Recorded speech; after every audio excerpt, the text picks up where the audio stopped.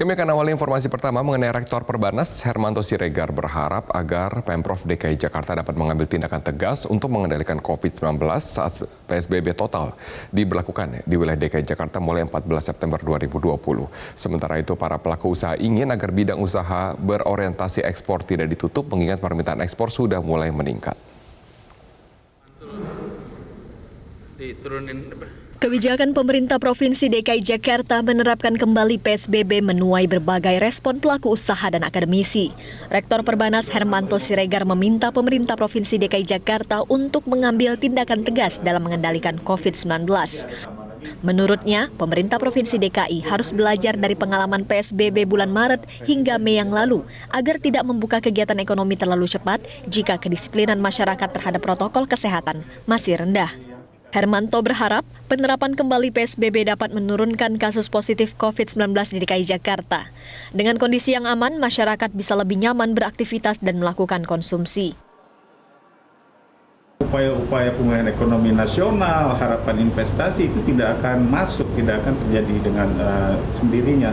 Oleh karena itu, kebijakan yang sudah diambil, yang akan diambil ini itu sudah sangat tepat, yaitu bereskan dulu COVID-nya ya. Apabila sudah mencapai batas aman, maka nanti ekonomi itu bisa digenjot lagi. Wakil Ketua Kadin Sinta Kamdani menyayangkan keputusan penerapan kembali PSBB di DKI Jakarta dilakukan tanpa sosialisasi dengan pelaku usaha. Sinta berharap pemerintah provinsi dapat mendengar aspirasi pelaku usaha, terutama mereka yang selama ini patuh menjalani protokol kesehatan. Sinta juga meminta agar bidang usaha yang berorientasi ekspor tidak ditutup, mengingat permintaan ekspor sudah mulai meningkat.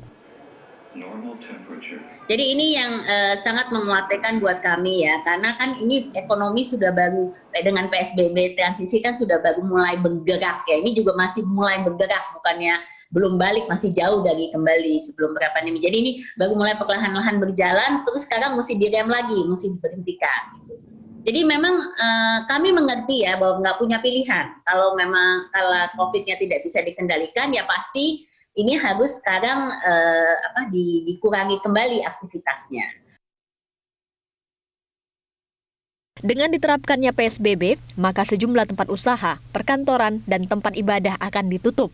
Hanya ada 11 jenis usaha esensial yang bisa tetap beroperasi, yakni toko sembako, perbankan, media, telekomunikasi, pengiriman bahan pokok, pembangkit listrik, SPBU, BEI, ekspedisi, penyimpanan, dan keamanan pribadi. Dari Jakarta, Mercy Wijaya, Ade Permana, Metro TV. Jangan lupa subscribe YouTube channel Metro TV News dan jangan lupa nyalakan notifikasinya.